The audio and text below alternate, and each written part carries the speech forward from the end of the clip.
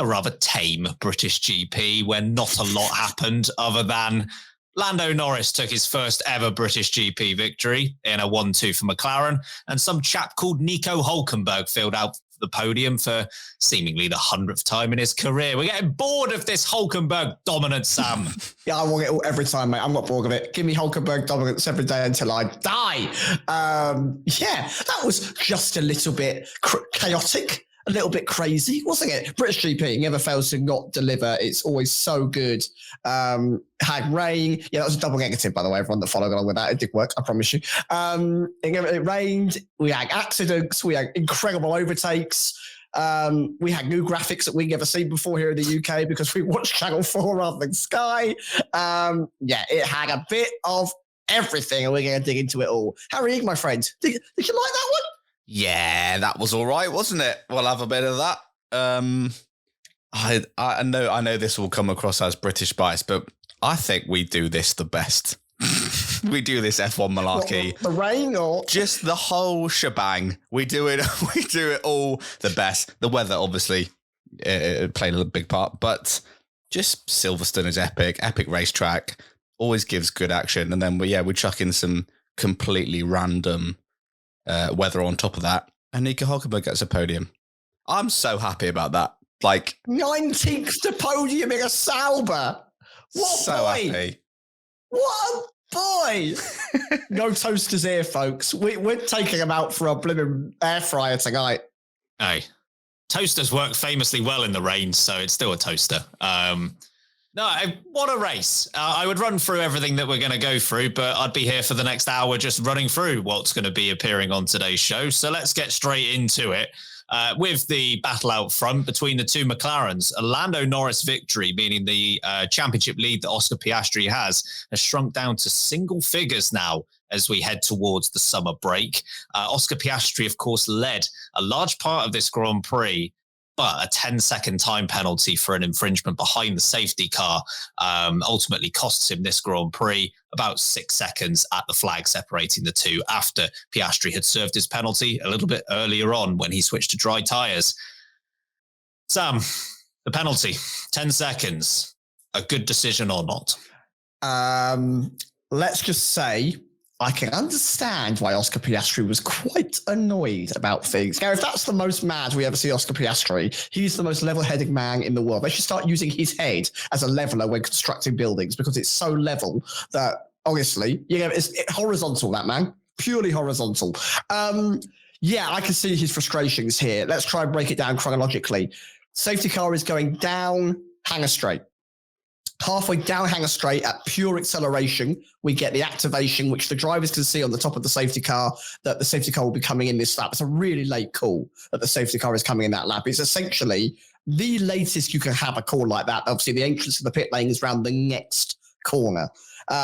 Oscar Piastri then has the right to dictate the pace, which he immediately does. He lifts off the throttle, hits the brake, dictates the pace at his level. He wants to back everyone up, as they always do. We've seen that time and time again. Now, I think the combination of the speed of the announcement happening, the safety car having to pull away and Oscar wanting to take the pace into his own hands, Max Verstappen not being able to see Oscar Piastri due to that visibility, and then obviously those two things coming together so closely meant that I think this looked far more severe than it was. And when you compare it to Canada only a couple of races ago, where we had an overtake under safety car, where I think it was Max Verstappen who again went past George Russell, I think it was at that point under the safety car, immediately gave back, no issue. Here it was immediately gave back, oh, there's an issue. The worst part for Oscar Piastri, which is so stewards, is that Max Verstappen spins out of the next corner on the restart, which I think they believe has got something to do with this slight complication of where Piastri has braked to back the pack up. Now, I need to see raw telemetry. I need to see if this is really seen as something that is groundbreakingly different. But for me, this feels like a lot of circumstantial evidence that is stacked up against Oscar Piastri to give him a 10-second time penalty where nothing has actually happened. And that Max Verstappen spin ain't got nothing to do with this. Nothing at all. He bottled that all on his own. He looped it like spaghetti oops on a Sunday morning. That was entirely on him. Oscar Piastri, I think, has been hard done by, and I can understand why he was very frustrating in this situation. Harry, when did we make spaghetti hoops a Sunday morning snack? Never. We never did that because that's hell.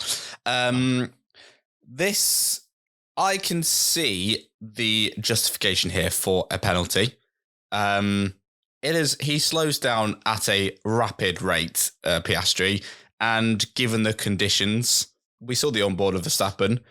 Piastri appears sort of out of nowhere, and we saw not long before or after, I can't remember if that was the reason for this safety car, but Hadjar and Antonelli in the spray, just no idea where he was and rammed Antonelli off the road. So I think there's cause for this to be investigated, and I can see why they have gone for a penalty just given the conditions.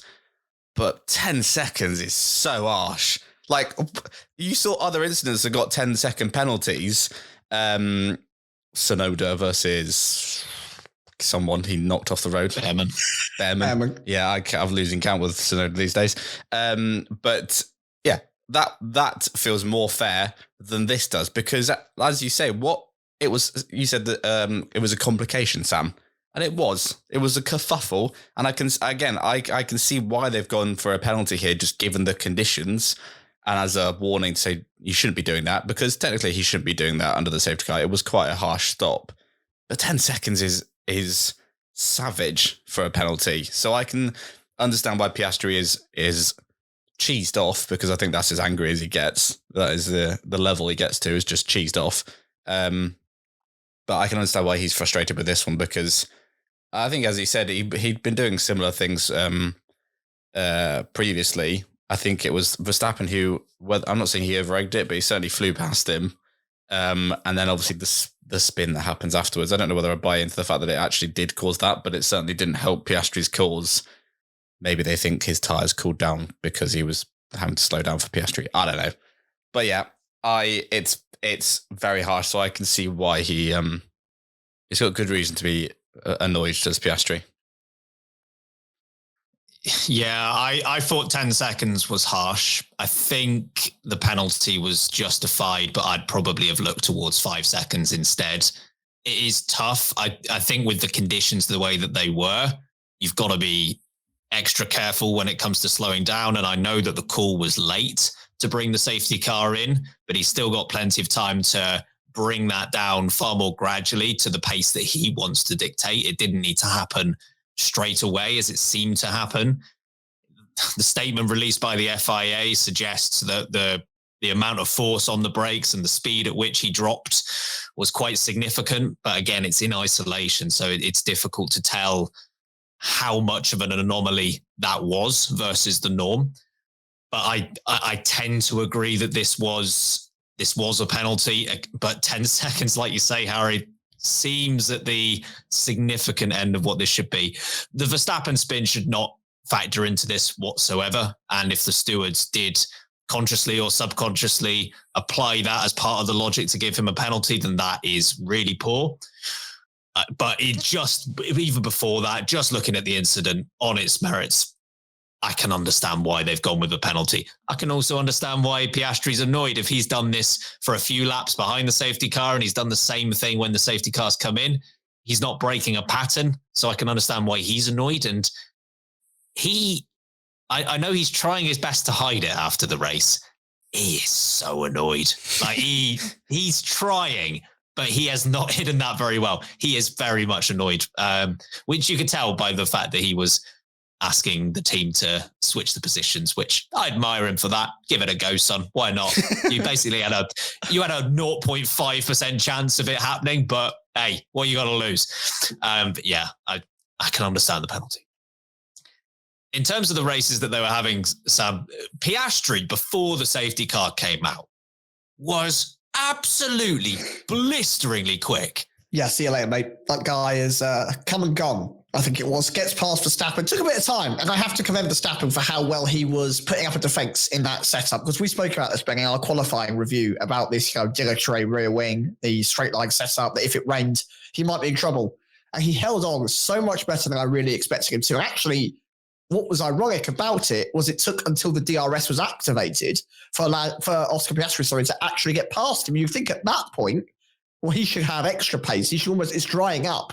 In theory, this straight line setup should start to be more and more active. But no, it meant that Oscar Piastri gets past. And once he was past, it was like he was in a different formula. It was like he was driving a different category of car. The gap went from 0 seconds to over 10 seconds. It felt like as many laps. It felt like he was gaining pretty much a second a lap over the likes of Verstappen and Norris behind, who then for a little while did also struggle to get past Max Verstappen. And of course, the slow pit stop from the McLaren guys did mean that he ended up back behind Verstappen after the safety car as well. So incredible pace. I think that will compound how frustrated Oscar Piastri is, because if this race ran even 5% more smoothly, he dominates this Grand Prix. I think he walks away comfortably as the victor. I think he had the outright pace in hand for the whole Grand Prix. And I think without the penalty, I think he stays ahead for the rest of the race. Even though it looked a lot closer in that second half of the Grand Prix and the gap did come down to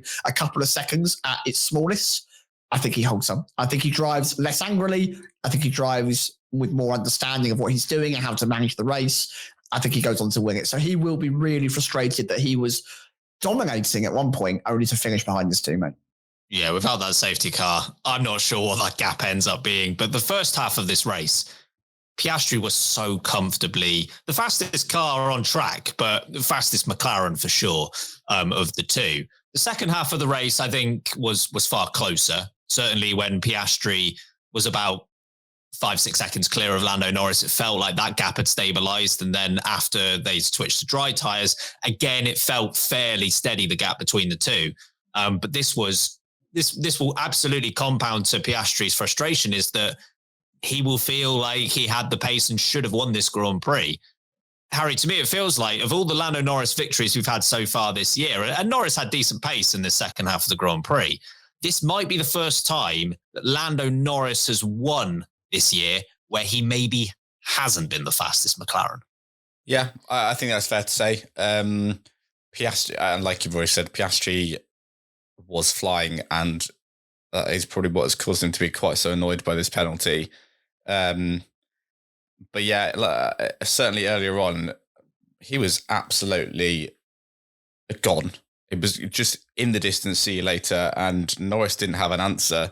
Like you say, after as we got towards the second half of the race, it was a bit different, but it was certainly stable. And we don't really know whether Oscar was just conserving tires or not, but Norris was closing as they got towards those final round of pit stops. So yeah, it's a tough one. I think overall, yes, I think Norris was the slower of the two, and it's probably the first time he has won between them. A race between them when he's not been the quicker driver, but there were definitely the pace of drivers during this race ebbed and flowed so much. It was ridiculous. So it's quite hard to know who was truly the quickest or who just had hooked up with their tires. I mean, look at Hamilton. At one point he gets overtaken by Russell, and then 2 laps later he's got back past him, and he's like fastest driver on track. So quite difficult to judge pace, but I think it's pretty fair to say that Piastri was the quicker driver but didn't get the win. Nico Hulkenberg. We have to discuss him because after 239 race starts, he finally stands on a podium, Sam. Just going from 19th to 3rd in itself is a massive achievement, but your thoughts on his Grand Prix? Nico. We're all Nico Hulkenberg fans today. What an achievement. 19th to 3rd. And if you were to say that about Max Verstappen in a Red Bull or Charles Leclerc in a Ferrari or Lando Norris in a McLaren, you go, what a comeback. That's a really well-deserved, brilliant comeback. Not great qualifying, delivers a podium. He did it in the car that we've called a toaster in a bad way for like 2 years now, a year and a half. Obviously, he's only been there since the start of this season, but what a drive in a car that, yes, it's been improving, but it isn't that good. It isn't that good. That was Nico Hulkenberg. That was so many years experience, 239 Grand Prix worth of experience, finally all coming to fruition. It was issue after issue for everyone else, but it was just another building block for him in overcoming other problems. No mistakes, consistency, and I have to applaud the strategy and the management of tyres as well, because the way that they decided to run their tyres, they called it at the absolute perfect time. When Hamilton came in for his first pit stop, he ends up behind those guys. And essentially that's what makes the difference between Hulkenberg getting the podium, because Hamilton can't switch on those tyres quickly, can't close the gap, and Stroll, Hulkenberg, then Gasly and Ocon at one point are all in that group. They're all in that pack because they made a brilliant call strategically, and they've got out in front of Hamilton, who was in front of all of them beforehand.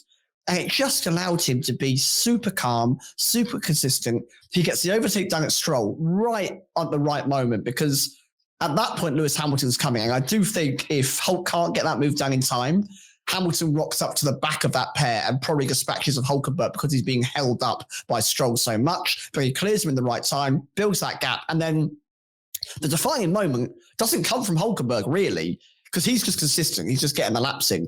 It comes from Lewis Hamilton, who comes out of that pit lane on soft tyres, immediately makes the mistake that we saw so many people make, shooting off into turn 3 onto the runoff, costs him another 4 or 5 seconds. And that's the difference that you see for the rest of the Grand Prix. That's the 5-second gap that is there for the rest of that Grand Prix that Hulkenberg is able to just maintain. So really, really brilliant drive. And I never thought we'd see the day that Nico Hulkenberg got to stand on that podium and he gets a Lego trophy for his trouble. So what a day. What a boy. What a day. I loved it. I had the biggest smile on my face. Harry, it's been a long time coming. It has been a long time coming. They referenced this in the F1 TV Channel 4 commentary when Hamilton was chasing down Hulkenberg, and they were like, in terms of experience between the pair of them, they've got so many races under their belts. And that's the thing, Hulkenberg has been around for so long. 2010 was his first season in F1. I know he's had a couple of years off in between, but that was a long old time to be in this sport without that rostrum success. It's days like these, you got to make it count.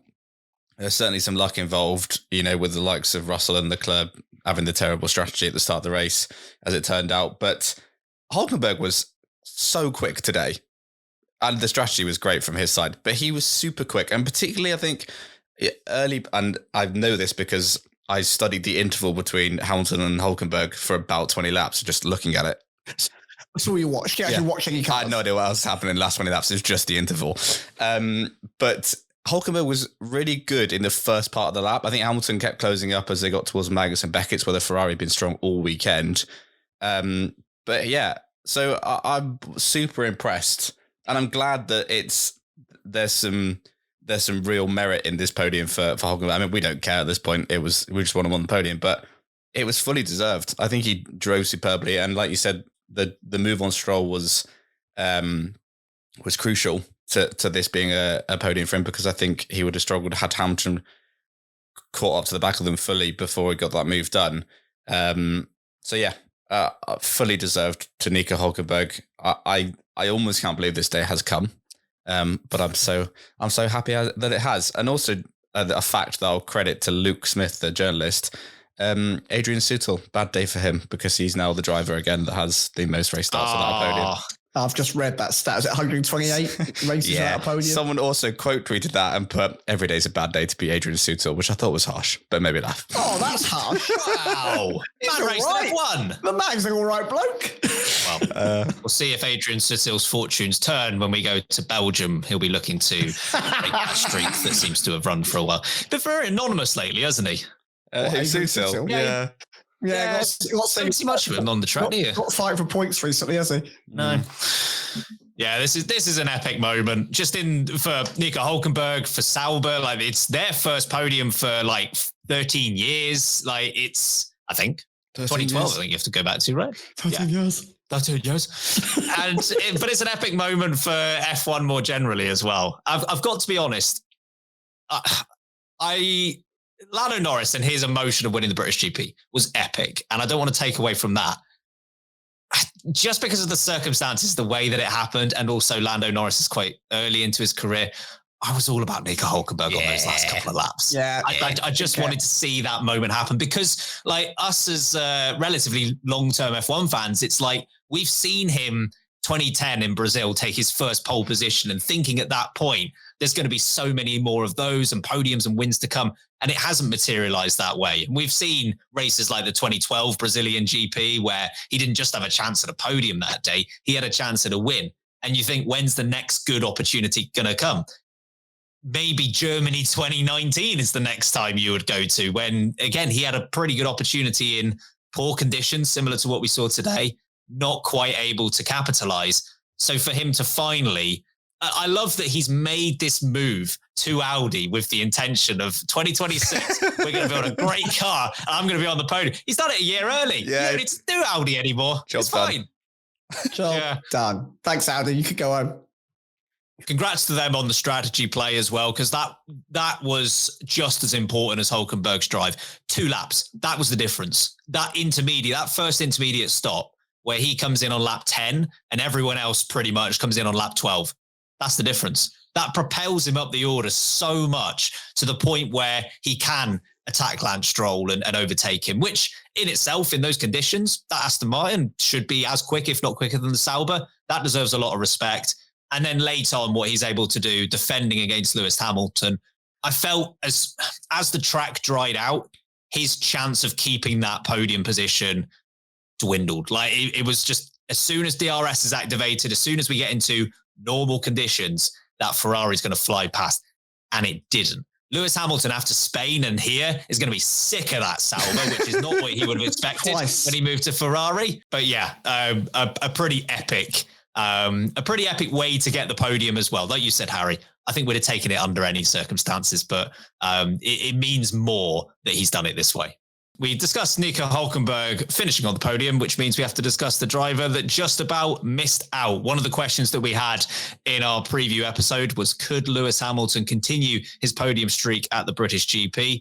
Came very, very close, but 4th place, the best he could do in his Ferrari. Harry, you've already referenced that his pace was a little bit all over the place in today's Grand Prix. There were times where he seemed very quick, other times where he was struggling, which might be him, might be the Ferrari. But what did you make of his Grand Prix? Yeah, it was up and down. I just going to say, imagine telling someone who's not seen this race, you're like, they ask you like, oh, did Lewis Hamilton continue his like 13 consecutive years podium streak at Silverstone? And you say, no, he didn't. Oh, who beat him? Nico Hulkenberg. We're like, right. Sure, that's how that goes. Standard. I know Hamilton will be disappointed to not be on the podium today, but I actually think that there were some mistakes. But I think he drove pretty well, because I think that Ferrari in these conditions was garbage. It was a pile of crap for most of that race, and obviously it likes the dry conditions here. But as his teammate proves, not good at all. So the fact that Hamilton ended up where he did, I think actually is a great result. He may well be kicking himself for that mistake out of the pit lane. Can I just say, by the way, the rear view shot of him coming out the pits on dry tyres with Charles Leclerc flying off the road and then Hamilton also going off the road is like the most Ferrari summary. Ferrari. Absolute Ferrari. But so yeah, he'll rue that mistake because it could well have cost him a podium. But as we said, Hulkenberg's could well have been different had Hamilton got past him, but Hulkenberg's pace was solid. That I still think it would have been difficult. So I think he got pretty much the most out of it he could. It ebbed and flowed a lot. Obviously, he had the big snap through Copse, and that allowed Russell past, but he quickly made amends on that one and got back past him. I think he did well. I also think he will be ruining the mistake he made in quali towards the end of the lap yesterday, because that probably would have elevated him, if not on pole, but certainly the front row. And look, in a day like today, being on the front row meant nothing, as Max Verstappen proved, but it just may have made things easier. So yeah, he'll be disappointed, but overall, I actually think it was a pretty good race from Hamilton. What do you think, Sam? Yeah, overall, real positive race. Maybe his best race of the season so far. He once again did a brilliant job at mitigating really tough circumstances. In terms of that Hulkenberg battle, I think what will frustrate him more is not the coming out of the pit lane and running off. It'll be the snap that he had going through Maggots and Beckett's, where he was right on Hulkenberg's tail. I think he was only 3 or 4 tenths behind. And it looked like then he had the momentum. He was about to get into the right spot to overtake him. DRS was available to him. And it just meant that he lost the momentum going that straight. And then the tyres seemed to die. It looked like those intermediates for him were unable to go any further, really at the pace that he was expecting until we stop. And he puts on the soft tyre, of course. And that seemed to be kind of the story of Lewis Hamilton's Grand Prix. He would have like 9 laps of brilliance and 1 lap that would undo it all. And then he'd have to kind of have 9 laps of brilliance and kind of 1 lap that would undo it all again. And that was the same with what happened with the likes of Russell. We got overtaken a couple of times by Russell, and he'd immediately make up for it. He'd deliver some brilliant laps, get past him, be on his way again. And then there'd be a mistake and he'd be caught by Russell again, or the restart would happen, he'd be caught by someone else again. So that double overtake that he put on Russell and Ocon, for example, which it felt like the commentators barely even recognized was going on when it was happening. Man goes around the outside of 2 Formula One cars when you cannot see, is such a brilliant overtake. It was such a brilliant move. And it felt like that was Lewis Hamilton going, right, that's it. I've had enough. I'm going to be Lewis Hamilton again now for a bit and actually get the move done. So I think he drove brilliantly. I think it helped that Leclerc and Russell tried the very bold strategy of going into the pit lane in the formation lap. And it meant that he had almost no one around him. He was like, right, I'm clear. I've got to have no one really quick behind me. And I'm going to have no one really quick in front of me. I can just have a good start and get behind the McLaren. So he gave Lando Norris, for a little while, some real trouble. He was right on the back of him. And then the opposite happened. Pierre Gasly overtook him. Esteban Ocon overtook him. Like he was really struggling. So it really ebbed and flowed for him. But as a net Grand Prix result, a very, very positive day for Lewis Hamilton, but he will be gutted that this wasn't a podium, because out of all the places he could have got one, it feels like here was the place. Halfway through the season now, I'm not sure he's going to get much closer than that. Yeah, this is a really tough one to judge for Lewis Hamilton. I think it was okay. I don't think it was good. I don't think it was bad. There were certainly better parts of this Grand Prix. The first part of this race, and again, it's tough to know what's him versus what's Ferrari. That first part of the Grand Prix was particularly unimpressive. The fact that he was quite a long way behind the drivers in front and he was almost having to defend from the likes of Pierre Gasly behind. That's not great. I think it got better throughout the Grand Prix. It feels like this Ferrari not only has a problem in wet conditions, but it has a real problem just starting up the tyres. Like the first couple of laps felt like a real struggle before he got into the groove, and that Ferrari was maybe slightly in a slightly better place to handle those conditions. It did get better as the Grand Prix went on. It's one of those where he hasn't made any catastrophic errors where many others had, and in that respect, he deserves some credit. But you look at who he's beaten. He's beaten Verstappen, who's spun around. He's beaten Russell and Leclerc, who were on the wrong strategy, and he's beaten the midfield. Like it's difficult to say who he's beaten that he definitely should have beaten that didn't run into any issues. So I think it was okay. He'll be a bit gutted, I think, that this wasn't a dry Grand Prix, even though Hamilton has been historically one of the best drivers in wet conditions. That Ferrari, I think, would have been a very clear second best in dry conditions, and I think a podium would have come his way. Just ask Leclerc about that Ferrari in wet conditions. I'm sure he'll have a whole heap of nice things to say about it. Yes, exactly. Leclerc struggled even more than Hamilton did. What about Max Verstappen finishing P5, obviously getting pole position in what was deemed to be quite a risky setup, going quite low on downforce, high on top speed? Harry, it didn't really pay off. How do you view his Grand Prix and where you, I don't know, assign blame? Like, do you look more towards Verstappen or do you look more towards Red Bull and how they set up this car?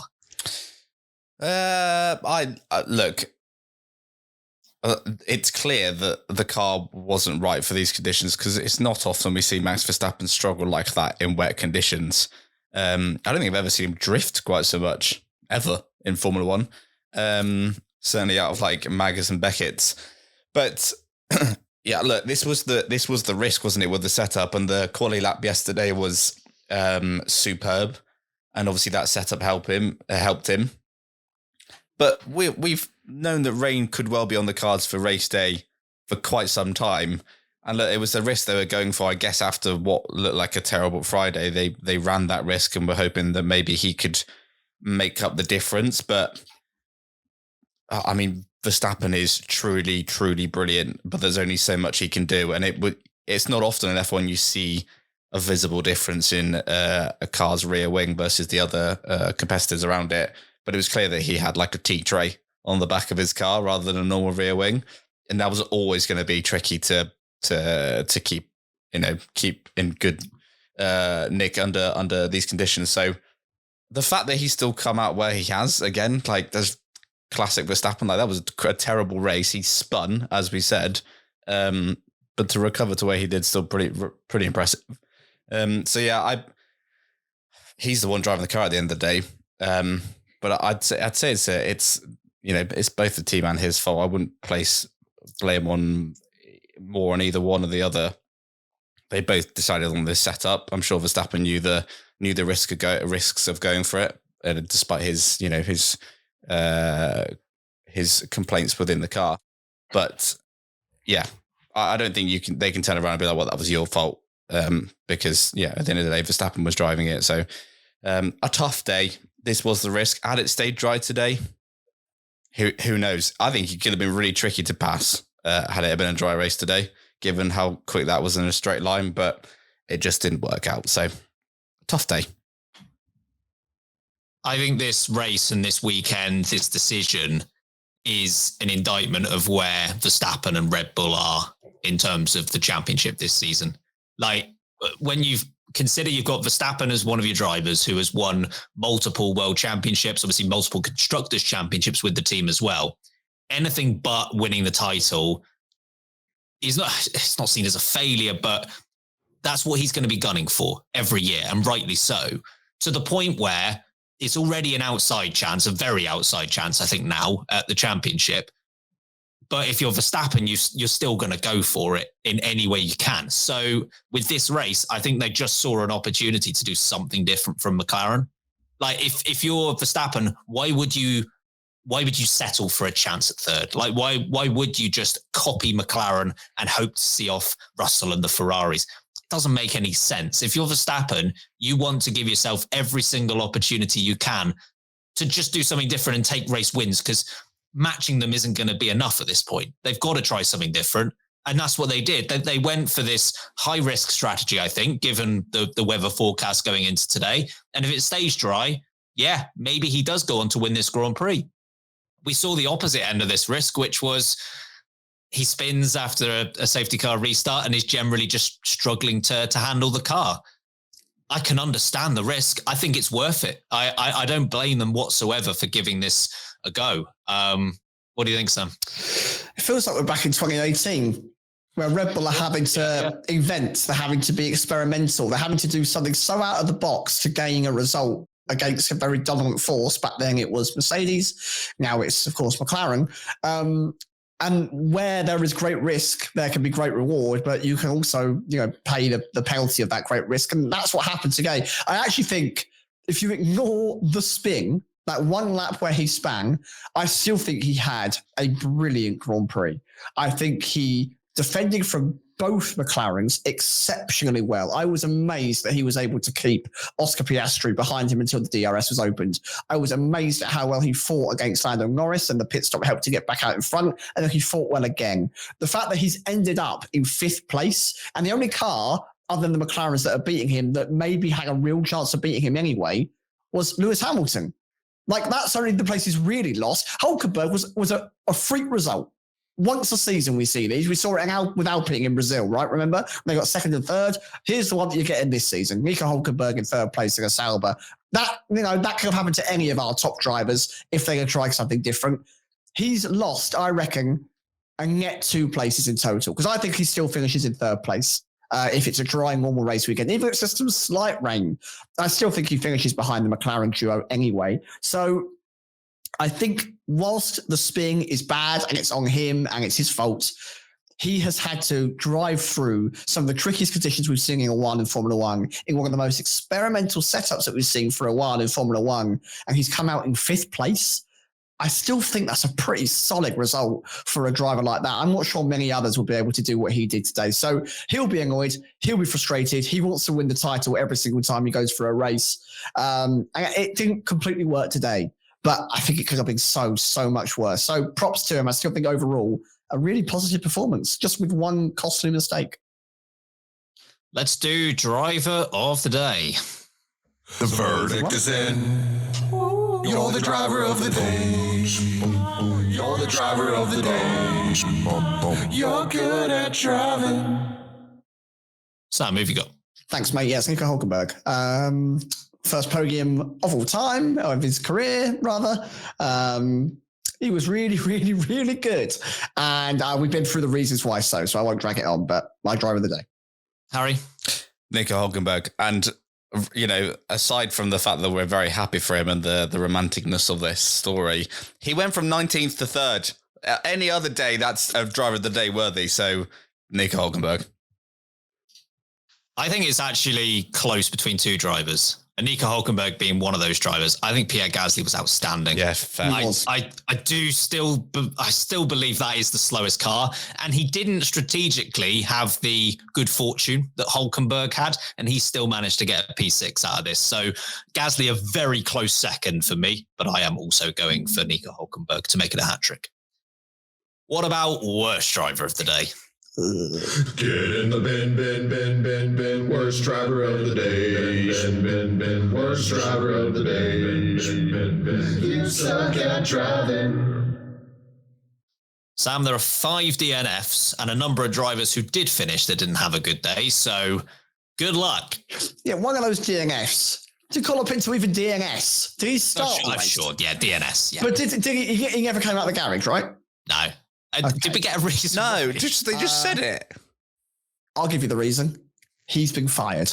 I think that's the reason. He's not there. We'll get onto that later. It's just literally been asked to leave.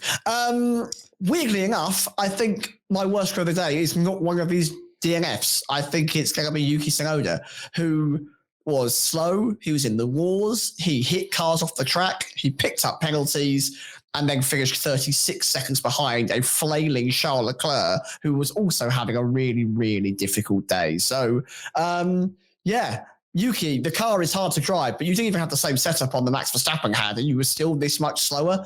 It's kind of starting to say all it needs to say. I do think that you're struggling to keep the people alongside, even with the second seat of that Red Bull being such a controversial point of view. So for me, that's Yuki.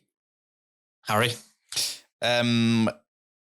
I'm going to go for Tsunoda, but I think it's close. Leclerc was not good, but he didn't hit anyone. He tried to. He tried to hit both Williams. Williams hate him. Yeah. Or he hates them. I'm not really sure which one it is. Was not a good day for him. I'll also shout out Ollie Behrman because just took out your teammate in terrific style. I'm not saying it was intentional. I love a synchronized spinning in F1. They look great. So does Gene Haas. Man just wanted some airtime. All right. Have some sympathy. Yeah. Only Carlos Sainz had less airtime to go. Yeah. Was he there? Not sure. He was because Leclerc tried to hit him. But yeah, I'm going to go for Tsunoda because once again, it was terrible. Slow, hit someone last. Good stuff. the perfect trio. Yeah. Well, I'd actually like to offer my congratulations to Ollie Behrman, who you just mentioned, because he was the best scoring rookie today in that he finished the Grand Prix. This was all he had to do. Rookie graveyard at Silverstone today. Yeah. I mean, all 5 of the DNFs, depending on what you count, Liam Lawson, like they're the other rookies. And I am actually going to go for one of those 5. Tsunoda definitely was in contention as well. I'm going to go with Kimi Antonelli. He struggled a lot. And I know the contact with Hadjar was, again, I don't even know how much to blame Hadjar for that, man. Like, he couldn't see a thing. But with Antonelli, he was on a similar strategy to Russell. They just had to let Russell go because of how slow Antonelli was. And within a few laps, they are nowhere near each other. This was a race in which Russell was so far ahead of Antonelli. If Antonelli could just focus a little bit more on driving and less on giving Max Verstappen a tow in qualifying, he might be on something. Or going for pasta together, which they did. Come on, man. Big brain Strat. Bob, we're going to need you to box for wets. What? It's not even raining out. What are you talking about? Yeah, and Bob, if you get a chance, let your teammate pass you. What? He crashed out. He's not even in the race.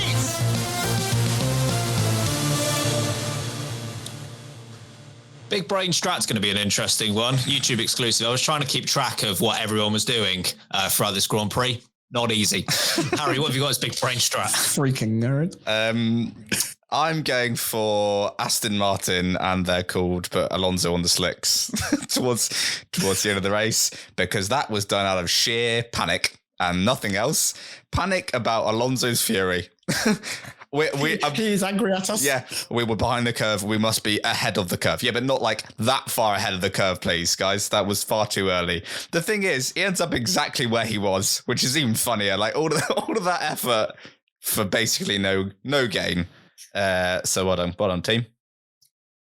As soon as it was raining this morning, I was like, right, Stroll's being Alonso today. It's going to happen. It just happens every time, somehow.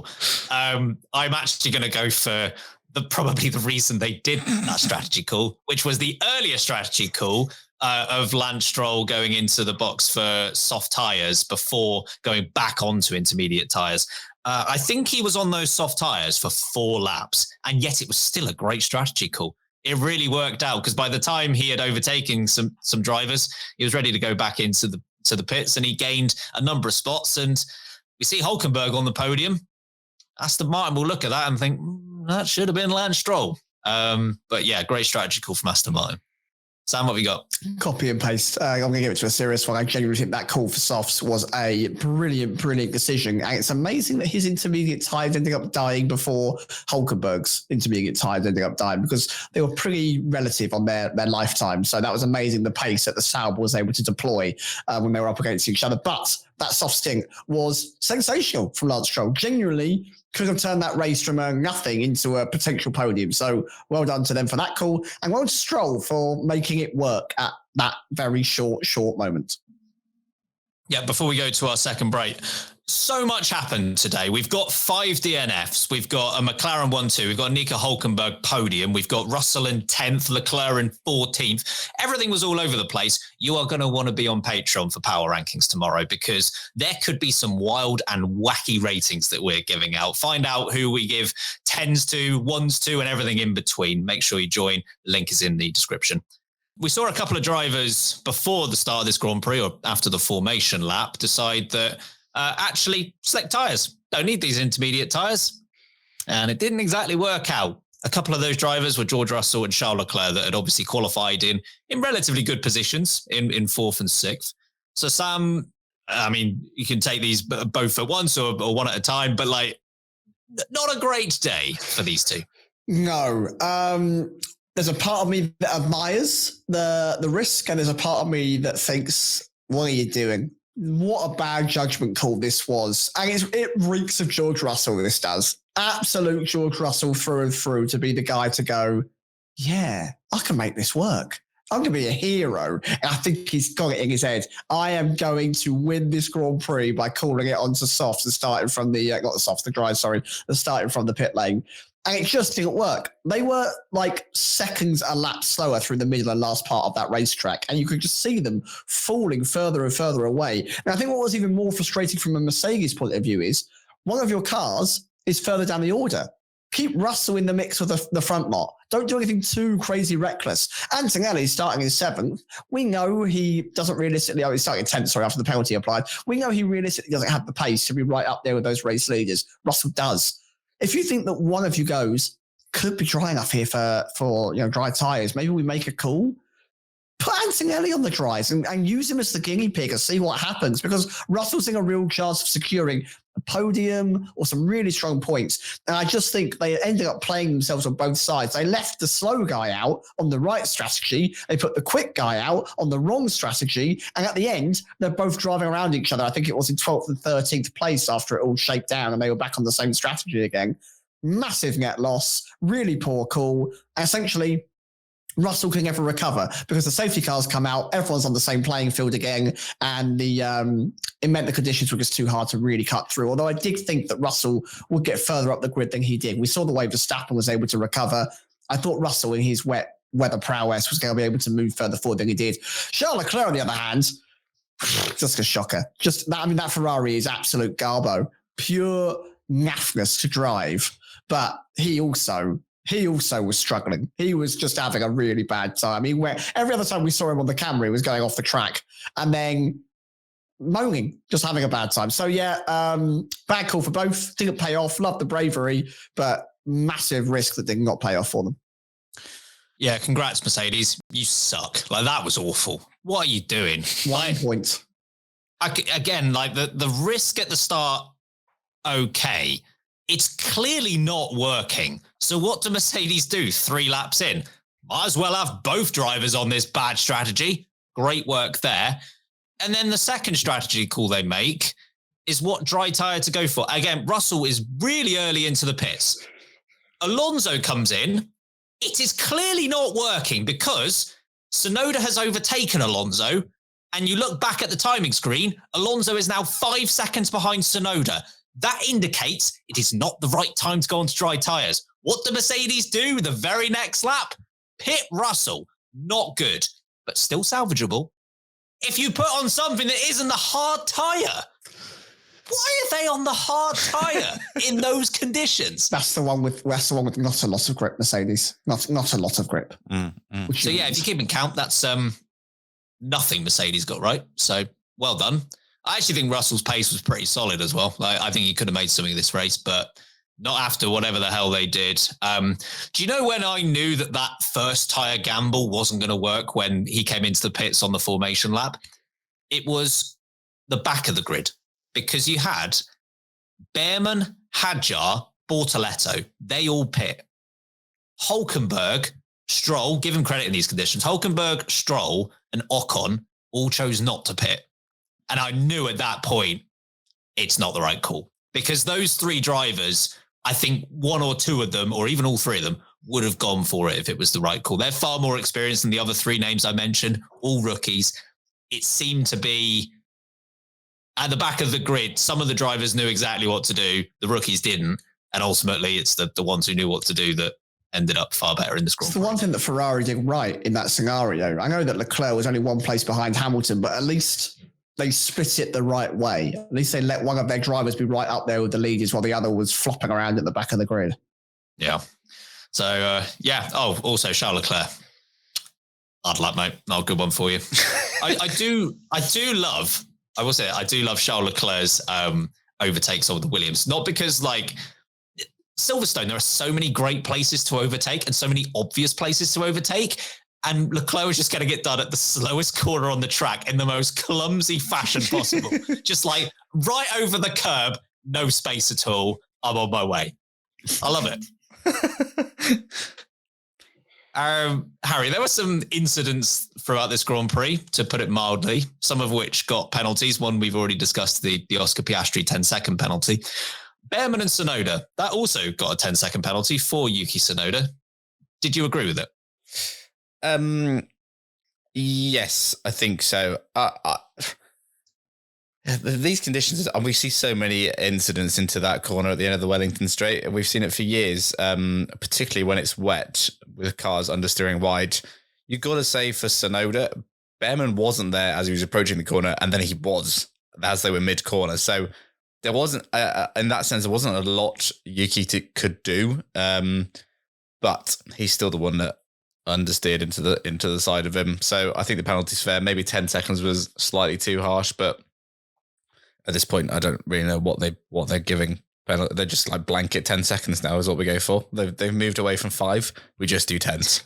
I don't understand, but that one I think it's a tough one, but you know he took Behrman out on that one. So yeah, I think a penalty was justified.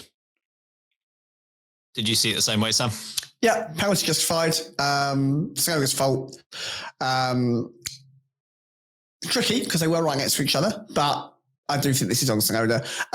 They still haven't given Behrman a penalty for colliding into his teammate for what felt like almost a very similar incident. So something's going to come out of that. Nothing's going to come out of that. I don't know. But I think this deserves a penalty. I mean, speaking of Ocon, he also was involved in an incident on the first lap with Liam Lawson that saw Lawson's retirement from the Grand Prix. Yuki Tsunoda also somewhat involved in that as well, Sam. Did you see that as no action taken okay? Classic first lap incident. They're not even going to bother looking at it. That isn't on Ocon, in my opinion. He is the filling between a Red Bull family sandwich at that point, and I don't think he's got anywhere where he can go. He has no right to back out. He doesn't need to. Lawson's got to try and swing it all the way around the outside. Doesn't know that Snow is on the inside. Snow is on the inside, trying to get down the inside, and Ocon doesn't know that Lawson's on the outside. I actually put the blame probably more on Tsunoda than anyone for sticking his nose in, because he was the last of the 3 cars to arrive. But overall, this kind of does work itself out as a racing incident. Felt quite sorry for Liam Lawson, because I really don't think that he was at fault for this. Yeah, I wouldn't put this on Lawson for sure, and I wouldn't put it on Ocon really either. I think this is on Tsunoda, because he's got the full visibility of that corner. Like, he's the only one of the 3 that can see the other 2. And he can work out how this is going to go. Like, Ocon tried his best to back out of it very late in the day, but even that was pretty much as early as Ocon could back out of it. As soon as Tsunoda was on his left, he tried his best to escape. Nothing you can really do at that point. Tsunoda's the one who's making this 3 wide. So I think if you're putting blame on anyone, I'd go towards him. Harry, how did you see that one? Yeah, Tsunoda's fault. What's the point in sticking your nose in there? Seeing as he's last on the scene, should be able to see the other 2 cars involved here. That corner's always a pinch point. It's a one line corner. You don't often get side by side through there. Obviously, with the first lap a bit different, but you certainly don't get 3 cars through there. So I'm not sure what he thought he was going to achieve. So slightly, I know it's lap 1. They look at it slightly more leniently, but surprised he got away with that one with nothing, because I think that one arguably I'd say was worse than the Behrman one in my view, but that's classic stewarding. Nothing doing. I know that the second seat at Red Bull is obviously not a good place, and I think Red Bull is starting to become more and more aware that the car is the problem. Do you think Tsunoda is going to make it through to the end of the season? Who knows? Even with what's going on. Sure. I just think they're so short of options now. Yeah. They could try and put Hadjar in the car, but I think they know deep down it will go the same way. And at that point, you've burned another asset, and you haven't got any left, really. Like, you've given Lawson a try. At that point, Hadjar would have had a try. Tsunoda is having a try. And you've got just about to turn 18-year-old in F2. Arvid Lindblad is quite literally hiding in a corner. Understandable. Don't look at me. Bold predictions. We had a great week in Austria. It can only get better, right? Wrong. Yeah, wrong. Sam, your bold prediction was that we'd get a repeat of Frugo's Hamilton. None of us watched. We didn't watch it, mate. So that's a terrible idea. So it did happen, actually, and you'll just have to believe me. No, I'll personally go back and watch the Sky coverage to prove this isn't right. Okay, you do that now. I'm going to pause it. You do that. Sorry, Discord. I was hassling everyone on Discord who was watching the Sky commentary to send me clips. What Rossi was saying. There are so many instances of me being like, what do you say for that overtake? And people sending me a video, people sending me the phrase. And I'm like, no, that doesn't count. No, that won't count. And then Hamilton overtook Russell and Ocon as a double overtake. He's having a conversation with Zach Brown and he barely notices the blooming overtake. I thought, that is your moment. You could have done it then. And he knows it. He listens to this show. I know you're listening, Crofty. He listens to the show and he's going, I'm not going to do it now. I'm not going to do it to cheese off Sam. Sam's got a 2-1-0 lead and he's hassling our audience to make it a 3-1-0. I don't think I've ever won the bold predictions, okay? I won it. Harry, your bold prediction was the same bold prediction you made this time last year. Lewis Hamilton would win the British GP. We gave it a go. He won it in our hearts. Yeah, sure. Yeah. And Ferrari have just posted it's a 1-2. Wait, the most points. Scored the most points. They're good. Well done. So that's not right either. And on a day where there were plenty of points to be scored in the midfield, I said that Williams would score at least 14 points, and they scored at least 4 points. They just forgot the one. Good stuff. which means there's no change in the bold prediction score this time out. We'll see if our luck turns when we get to Belgium in a couple of weeks' time. Harry, what was your moment of the race? I've got a few. I'm actually struggling to decide which one to go for. Shout out to Kevin Magnussen being in the Sauber garage as Nico Hulkenberg support. The Sauber garage? Well, they're like best buds, but what an arc they have had from telling him to suck a particular appendage to now supporting him for his first podium. I just enjoyed that. I thought it was wholesome. I'll go for George Russell spinning off, and they pan the camera to Toto Wolff in a flat cap for some reason. Why is he sat? He looks like bloody Del Boy. Why is he sat there? He's he's just like, oh, God, it's gone wrong again. But I was like, why are you in a flat cap, man? What's the matter with you? So weird. When does he leave for Verstappen again? Oh dear. I hope it's a new theme he's doing. So when we go to Belgium, he's wearing like a beret. Culturally relevant hats by Toto Wolff. Toto's hats. It's a running bit that he's now doing. He's just doing it for laughs. Yeah, good. I like that. Sombrero in Mexico. I wish he was doing it, but for gloves. Biggest gloves you've ever seen in your life. Mickey Mouse gloves on his hands. Every activation. So George Russell panning to Toto Wolff is Harry's moment of the race. Sam, what was yours? I was going to say I have three. I have two, but I want to give out a new award for biggest ick of the race. And that is when... Begging for a bold prediction point. That is where, the Sauber team, Nico, up in Rocky's shoulders, celebrating, and it pans to Lando right. Norris's dad alone. Lando. And no one joins in. He's alone in the corner. Just let him have his moment. Your son's just won the British Grand Prix. You ain't got to better them. Land, you're a fully grown man. Pack it in. What an ick. Wait, so that's your ick of the race. What's your actual moment of the race? Yeah. Oh, it's between Fernando Alonso being so angry on the radio. Amazing how you never get this right for me. His engineer is gone. You are fired. See you out of here. And actually, I'll probably give it to that. But the other one for me was Lewis Hamilton's double overtakes. I thought that was pretty spicy in that level of wet conditions. I'm going to go really boring. Hulkenberg podium. It was just epic. So I would be lying to myself if I picked something else. Only problem is, I don't like to say things are over. Teammate wars feels like a stretch now. It's going over. It's a tough one, mate. That is a tough one. Can we... Gabriel Bortoletto wins in Belgium. Still doesn't have enough points to beat him. I thought this would come up from YouTube, but can we shout out another cracking George Russell team radio? It's raining. Brilliant. Yeah, a lot. Brilliant. It feels very Ricky Gervais in the office. That brilliant. does. It's raining. Brilliant. Yep, brilliant. Oh, good.